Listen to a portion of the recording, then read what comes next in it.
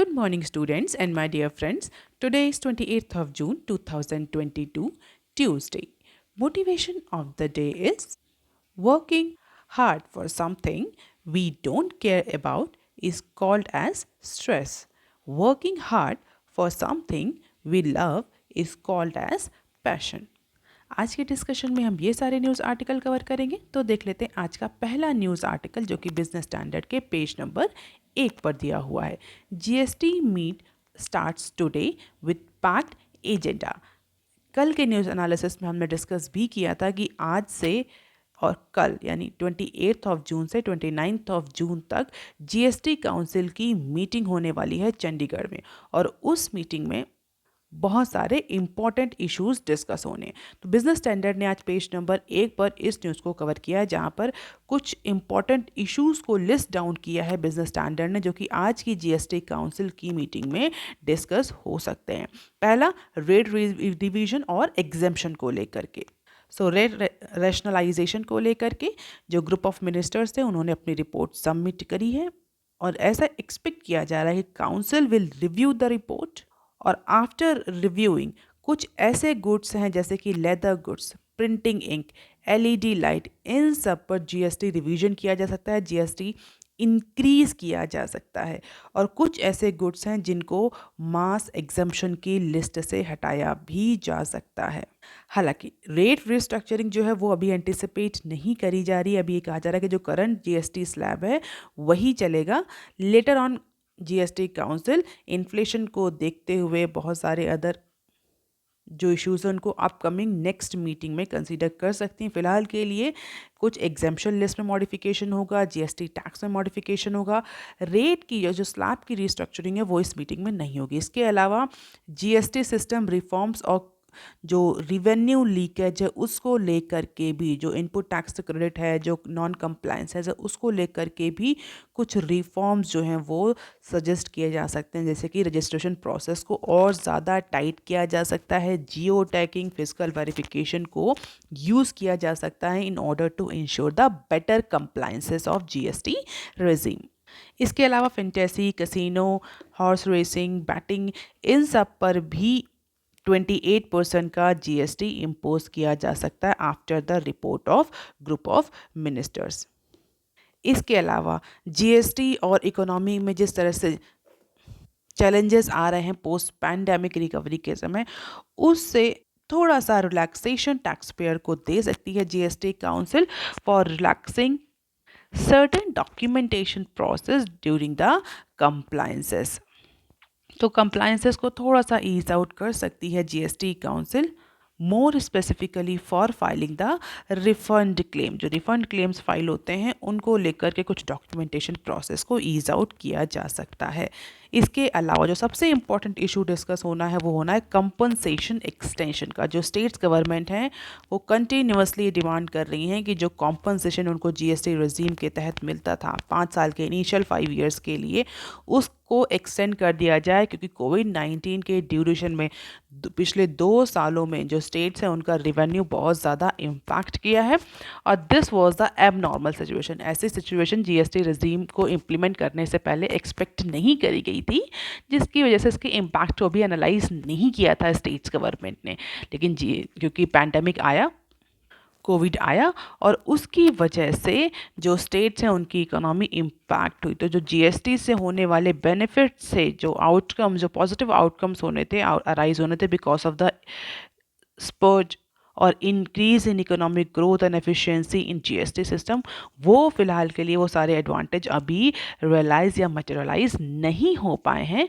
वो अभी जो स्टेट गवर्नमेंट है, राज्य सरकार है, वो लाभ अभी जीएसटी से नहीं ले पाए हैं। इसलिए ये बहुत तार्किक है, लॉजिकल है कि जो जीएसटी का कॉम्पनसेशन स्टेट्स को दिया जा रहा था अंडर न्यू जीएसटी रिजीम, उसको और एक्सटेंड कर दिया जाए। तो ये सारे इंपॉर्टेंट इश्यूज हैं जो कि आज की और कल की जीएसटी काउंसिल की मीटिंग में डिस्कस हो सकते हैं। इसके अलावा जीएसटी से रिलेटेड और भी न्यूज़ जो पेज नंबर 4 पर दी हुई है, बेसिकली 2 न्यूज़ और है, उनको भी हम यहीं कवर करेंगे। देख लेते हैं दूसरी न्यूज़ क्या है। GST rates for some goods still in need of fine tuning. तो एक रिपोर्ट आई है तमिलनाडु में अम्बत्तूर जो इंडस्ट्रियल स्टेट्स है वहाँ की रिपोर्ट है जीएसटी पर। तो 2017 में जीएसटी इम्प्लीमेंट हुआ था, उससे लेकर के आज जीएसटी ने 5 साल कंप्लीट किए हैं। तो 5 साल की बेसिक रिव्यू रिपोर्ट है since the launch of the GST in 2017। और अगर आप थोड़ा सा अवेयर हैं इकोनॉमी से या जीएसटी रिजीम से, तो आपको पता है कि जो जीएसटी को लाने का सबसे पहला पर्पस था यही था कि वन नेशन वन टैक्स, पूरे कंट्री में एक इनडायरेक्ट टैक्स हो जिससे कि कंप्लायंसेस इंश्योर किया जा सके।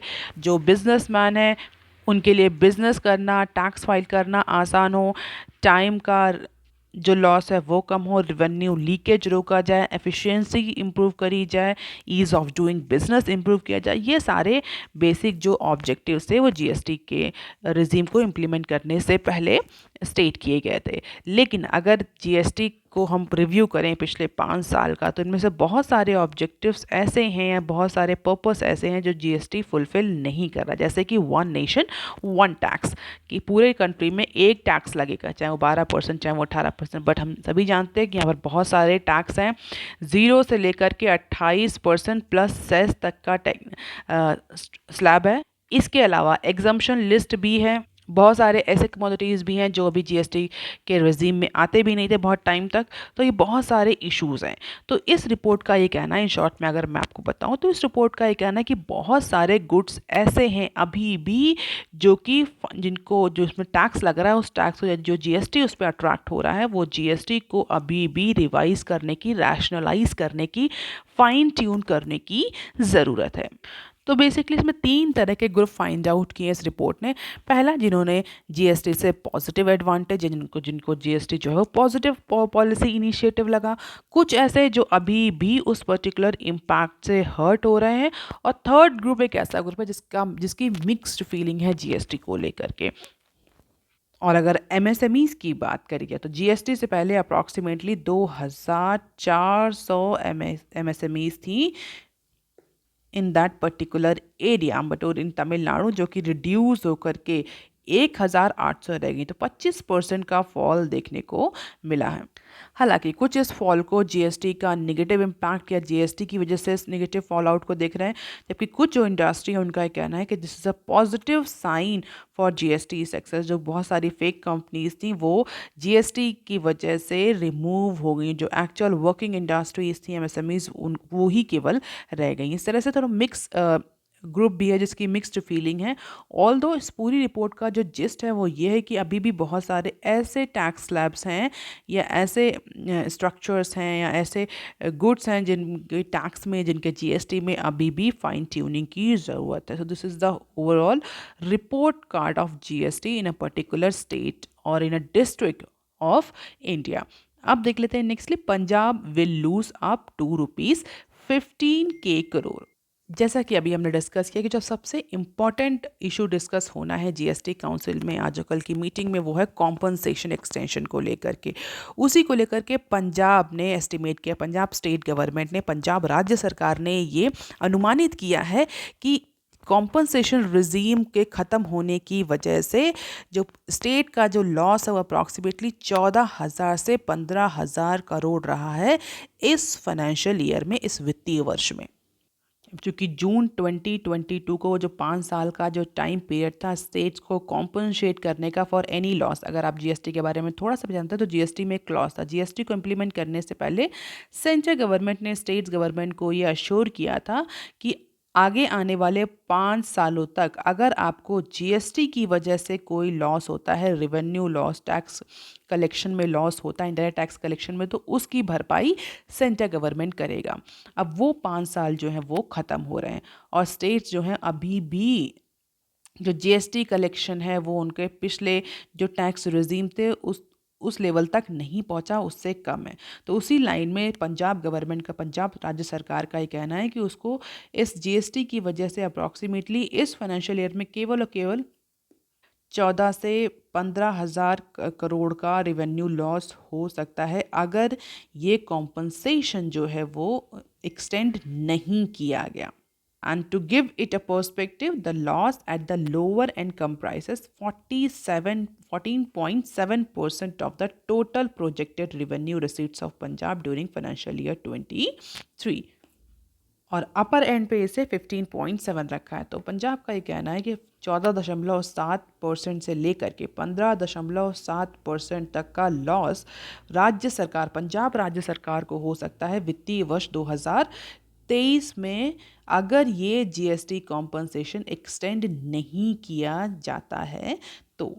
And as per the economists, GST compensation has formed a large portion of the revenue receipts of Punjab, as it gave up various taxes related to agriculture when it entered the GST regime. तो economist का ये कहना है कि पंजाब जो सरकार है उसको लॉस इसलिए हो रहा है क्योंकि जैसे ही पंजाब सरकार ने जीएसटी इंप्लीमेंट किया उसी समय पंजाब सरकार ने बहुत सारे एग्रीकल्चर पर होने वाले जो टैक्स थे, जो टैक्स पहले इम्पोज करता था जीएसटी से पहले, उन सारे टैक्स को रिमूव कर दिया या हम कह सकते हैं हटा दिया। और जो भी उसके बाद लॉस हुआ उसने उसकी भरपाई सेंट्रल गवर्नमेंट से करी, ये कह के कि हमको जीएसटी का लॉस हो रहा है। हालांकि इस जीएसटी इम्प्लीमेंटेशन से पहले बहुत सारे एग्रीकल्चर जो टैक्स थे उसको रिमूव कर दिया था पंजाब सरकार ने, जिसकी वजह से जो कॉम्पनसेशन रहा जीएसटी का वो बहुत इंपॉर्टेंट रोल प्ले करने लगा पंजाब के रिवेन्यू कलेक्शन में। अब चूंकि वो ख़त्म हो रहा है कॉम्पनसेशन का जो पीरियड है जून 2022 में, जिसकी वजह से अब जो पंजाब सरकार है वो जीएसटी काउंसिल में कह सकती है कि जो कॉम्पनसेशन का टाइम पीरियड है वो बढ़ाया जाए। लेट अस सी आज जीएसटी काउंसिल की मीटिंग होगी तो उसमें क्या क्या इंपॉर्टेंट डिसीजन होते हैं। अब देख लेते हैं article number 2 is given on page number 6 of business standard. Hope rich countries will support India's green energy efforts PM. हम सभी को पता है कि हमारे प्राइम मिनिस्टर जो हैं वो जर्मनी की विजिट पर गए हुए हैं, जहाँ पर जो रिच कंट्रीज़ हैं G7 कंट्रीज़ उनकी मीटिंग चल रही है। उस मीटिंग में बहुत सारे एजेंडाज जो हैं वो डिस्कस किए जा रहे हैं और इसी पर्टिकुलर फोरम में इंडिया का जो डेडिकेशन है क्लाइमेट कमिटमेंट को लेकर के उसको रीइटरेट किया हमारे प्राइम मिनिस्टर ने। इंडिया की परफॉर्मेंस को प्रोजेक्ट किया वर्ल्ड के सामने और वहाँ पर जो भी G7 कंट्रीज़ हैं उनसे सपोर्ट की एक्सपेक्टेशन, सपोर्ट की उम्मीदें लगाई। तो आप मुझे आज कमेंट सेक्शन में लेकर बताइए कि G7 जो ग्रुपिंग है रिच नेशन की, इसमें कौन कौन से कंट्रीज़ आते हैं। तो बेसिकली इस फोरम में इंडिया के जो एफर्ट्स हैं क्लाइमेट चेंज को लेकर के उसको डिस्कस किया और ये एंटिसिपेट किया कि जो रिच कंट्रीज़ हैं वो clean energy, clear energy, green energy को प्रमोट करने में सपोर्ट करेंगे इमर्जिंग कंट्रीज़ को। तो रिच कंट्रीज़ के पास टेक्नोलॉजिकली ज़्यादा रिसोर्सेज हैं, फाइनेंशियली ज़्यादा रिसोर्सेज हैं, नॉलेज वाइज ज़्यादा रिसोर्सेज हैं। तो मोस्ट ऑफ द टाइम, ये आज पहली बार नहीं हुआ, हमेशा इंडिया इस चीज़ को प्रोपोगेट करता है डिफरेंट फोरम्स में कि जो रिच कंट्रीज़ है, जो आज रिच कंट्रीज़ हैं वो इमर्जिंग इकोनॉमीज़ को, डेवलपिंग इकोनॉमीज़ को सपोर्ट करें कि वो भी इस तरह की क्लीन एनर्जी, ग्रीन एनर्जी को अडॉप्ट कर पाए, उन्हें फाइनेंशियली सपोर्ट करें क्योंकि एक्चुअली जो आज डेवलप हैं उन्होंने इस अर्थ को, इस इकोलॉजी को, इस एनवायरनमेंट को ज़्यादा नुकसान दिया है।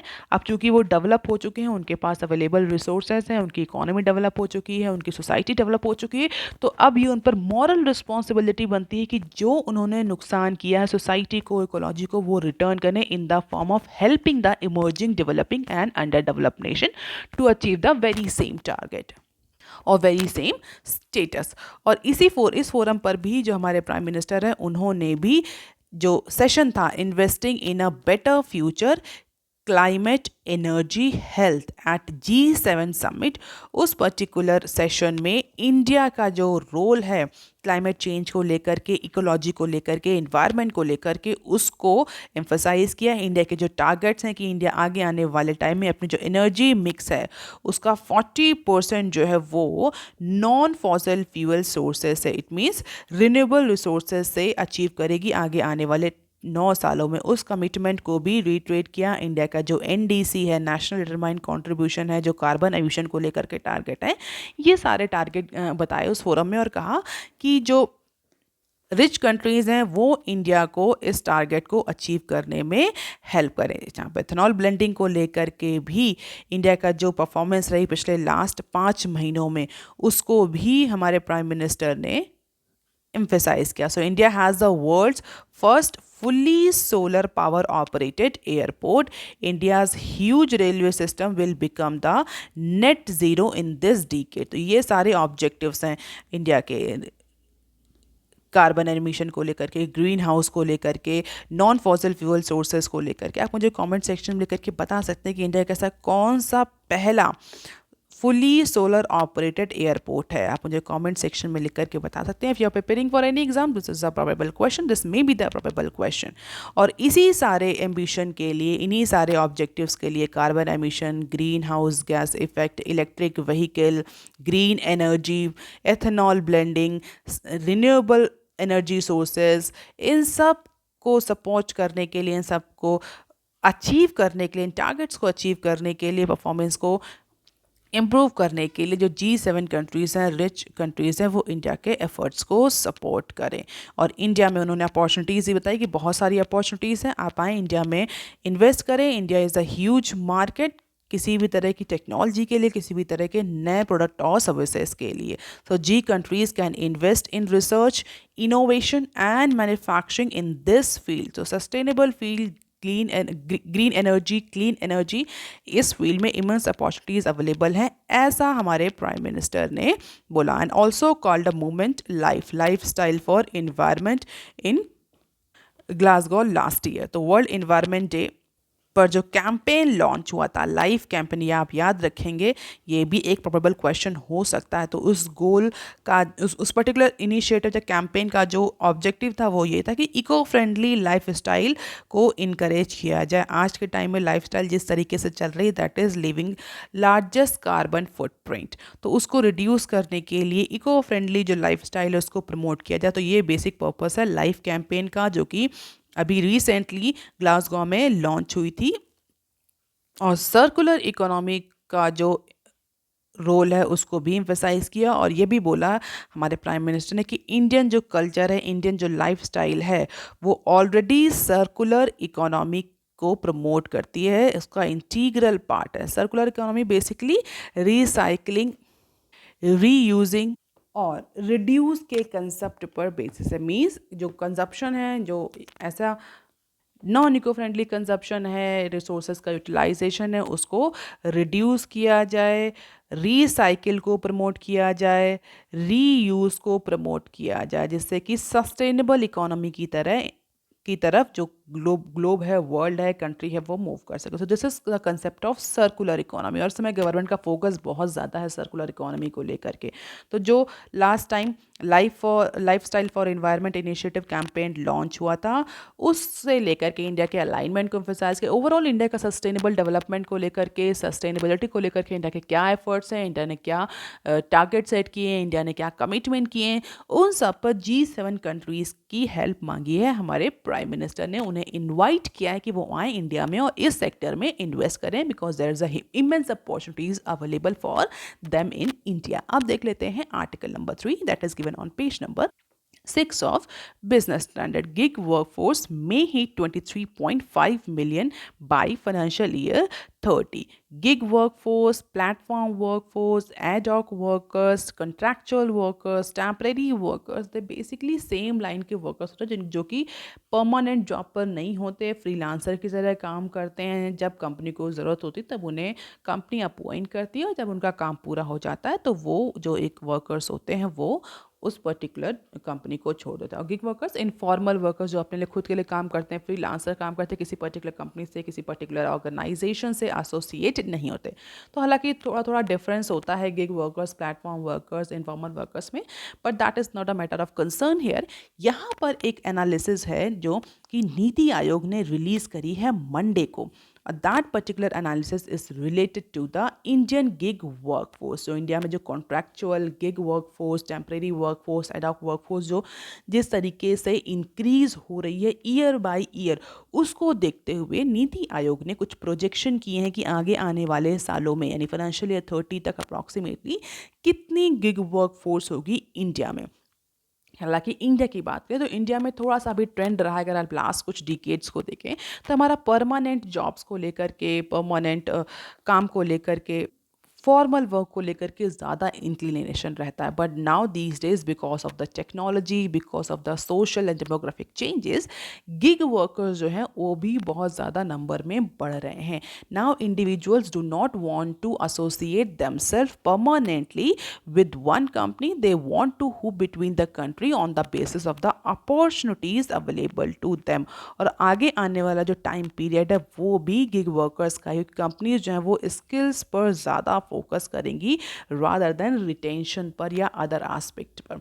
और उसी को देखते हुए नीति आयोग ने पहली ऐसी रिपोर्ट पब्लिश करी है और नीति आयोग के अकॉर्डिंग इंडिया का जो गिग वर्कफोर्स है that is expected to expand approximately 23.5 million workers by financial year 2030 तक अप्रॉक्सीमेटली 23.5 मिलियन इंडियन वर्कफोर्स होंगे, गिग वर्कफोर्स वर्कर्स होंगे इंडियन इकोनॉमी में। रिपोर्ट का नाम क्या है ये आप याद रख सकते हैं, India's booming gig and platform economy estimated that gig workers will form approximately 4.1% of total workforce. तो आगे आने वाले टाइम में यानी 2030 तक जो गिग वर्कर्स हैं, प्लेटफॉर्म वर्कर्स हैं, टेम्परेरी वर्कर्स हैं, वो टोटल वर्कफोर्स का 4.1% कॉन्स्टिट्यूट करेंगे। और अभी जो परसेंटेज अप्रॉक्सीमेटली 1.5% है। तो ये नंबर जो है वो सिग्निफिकेंटली इंक्रीज होने वाला है आगे आने वाले 5 से 10 सालों में।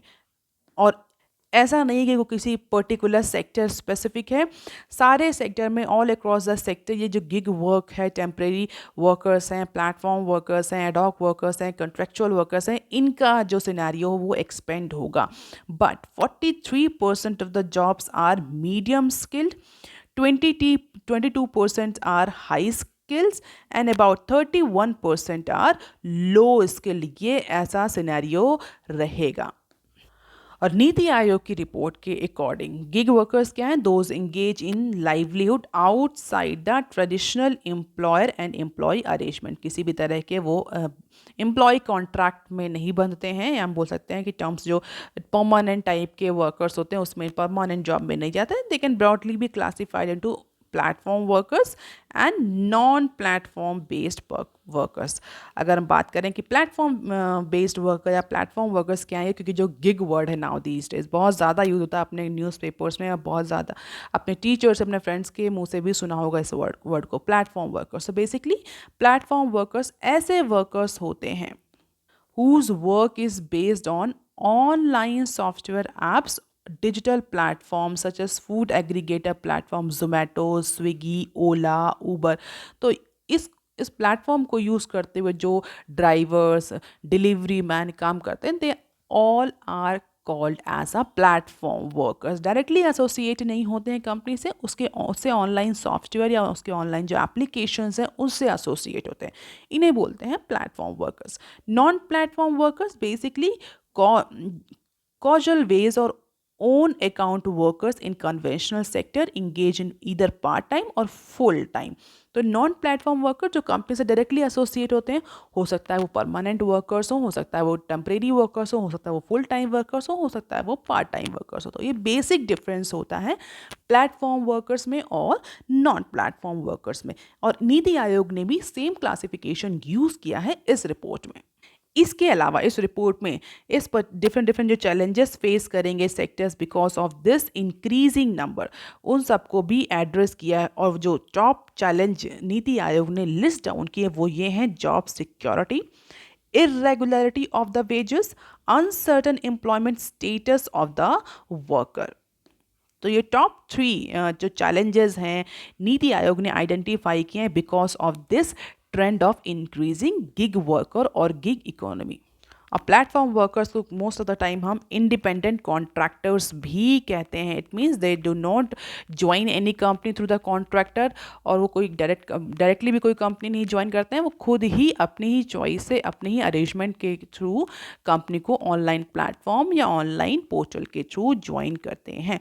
और इसी वजह से जो कॉन्ट्रेक्चुअल रिलेशनशिप होती है बिटवीन प्लेटफॉर्म ओनर और द एम्प्लॉई और the worker, that is different from the traditional employment terms and condition, जिसकी वजह से जो वर्क प्लेस प्रोटेक्शन मिला होता है, सोशल सिक्योरिटी प्रोटेक्शन मिला होता है नॉर्मल वर्कर्स को, ट्रेडिशनल वर्कर्स को, वो अवेलेबल नहीं होता इन इंडिपेंडेंट कॉन्ट्रैक्टर्स को, प्लेटफॉर्म वर्कर्स को। और इसी को लेकर के नीति आयोग ने रिकमेंडेशन दी है कि जो सोशल सिक्योरिटी मेजर्स हैं ये गिग वर्कर्स और उनकी फैमिलीज़ को भी एक्सटेंड किए जाएं, जिसमें बहुत सारे insurance schemes, pension scheme, sick leave, इन सब को भी इंक्लूड किया जाए। रिसेंटली आपने कई बार वायरल वीडियो भी देखा होगा कि जहाँ पर जो डिफरेंट कंपनीज के वर्कर्स हैं, they are eating the food that they are going to deliver, जो कहीं ना कहीं उनकी इस समय फिजिकल मेंटल हेल्थ को इंडिकेट करता है। और उसी के बाद से बहुत ज़्यादा पॉपअप हुआ था ये इशू कि जो प्लेटफॉर्म वर्कर्स हैं, गिग वर्कर्स हैं, उनको भी सोशल सिक्योरिटी देनी चाहिए। हालांकि जो रीसेंट लेबर कोड्स आए हैं वहाँ पर गवर्नमेंट ने गिग वर्कर्स को, प्लेटफॉर्म वर्कर्स को इंक्लूड करने की कोशिश करी है, बट येस अभी भी उतना इंक्लूजन नहीं है कि हम ये बोलें कि जो प्लेटफॉर्म वर्कर्स हैं वो प्रॉपर सोशल सिक्योरिटी नेट में आते हैं, just like the traditional workers और नॉन प्लेटफॉर्म वर्कर्स। और इसी को लेकर के नीति आयोग ने बोला है कि जिस तरीके से गिग एम्प्लॉय बढ़ रहे हैं आगे आने वाले टाइम में और न्यू वर्कफोर्स का पार्ट बन रहे हैं, गवर्नमेंट के लिए बहुत ज़्यादा इंपॉर्टेंट हो जाता है कि उनके भी सोशल सिक्योरिटी पर ध्यान दिया जाए, उनके लिए भी सोशल सिक्योरिटी के कई सारे लॉस लाए जाएं। So this is the size and distribution of gig workers, platform workers in upcoming times.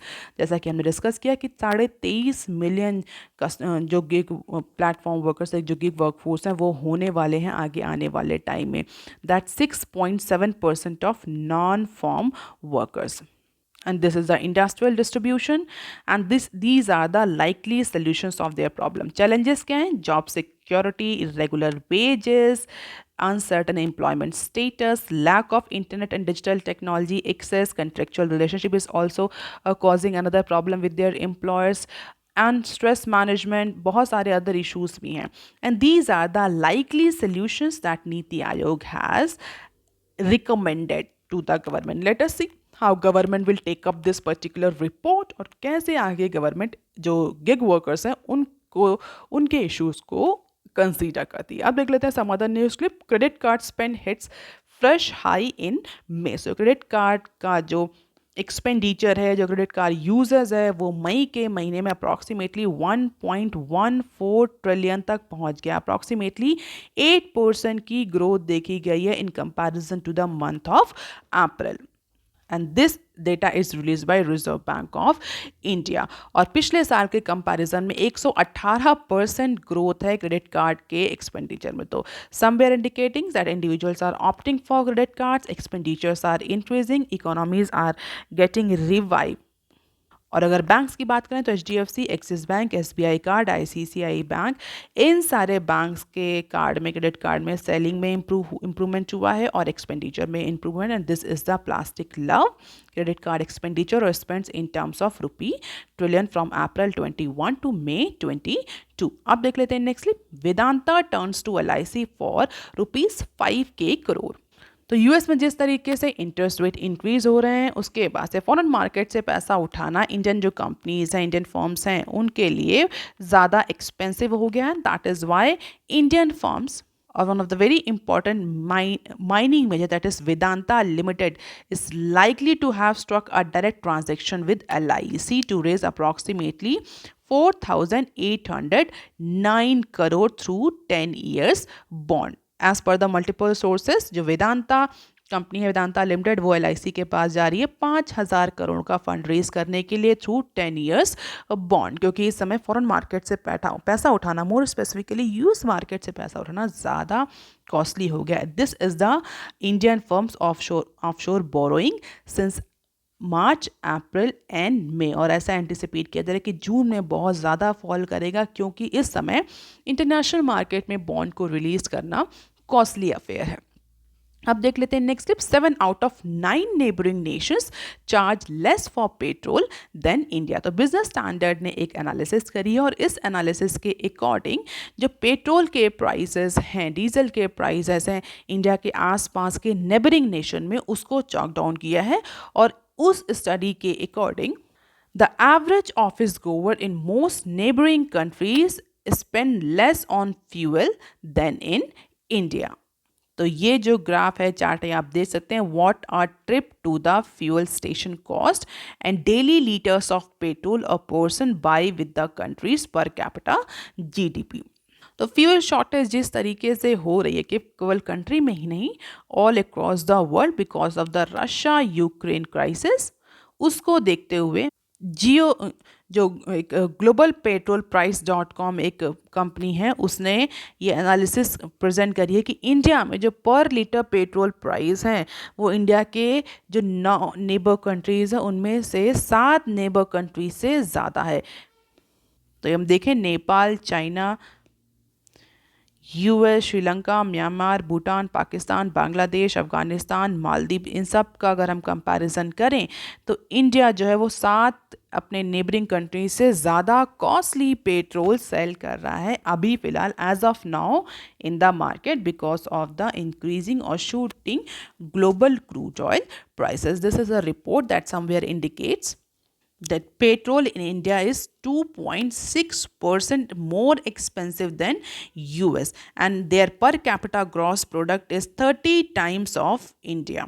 Can you imagine, US की जो पर कैपिटा इनकम है वो इंडिया की पर कैपिटा इनकम से 30 गुना ज़्यादा है और इंडिया में जो पेट्रोल के प्राइस हैं वो यूएस के पेट्रोल प्राइस से 2.6% ज़्यादा है। An Indian would be able two by 5.2 liter of petrol which is more than Pakistan, Myanmar, Nepal and Afghanistan. तो ये थोड़ा सा सिनेरियो देने के लिए एक रिपोर्ट थी जिसको इंक्लूड किया मैंने आज के एनालिसिस में। अब देख लेते हैं next clip. States add 1.1 million families to unelectrified list. 2 साल के बाद जहां गवर्नमेंट, सेंट्रल गवर्नमेंट की बात हो रही, जहां सेंट्रल गवर्नमेंट अपने फ्लैगशिप जो स्कीम थी जहां पर जो 100% विलेज इलेक्ट्रिफिकेशन का गवर्नमेंट टारगेट कर रही थी अंडर सौभाग्य स्कीम, जहां पर गवर्नमेंट ने क्लेम भी किया अंडर सौभाग्य स्कीम की गवर्नमेंट ने अप्रॉक्सीमेटली 99.9% जो विलेजेस हैं वहाँ पर इलेक्ट्रिफिकेशन या इलेक्ट्रिसिटी की फैसिलिटी प्रोवाइड करी है।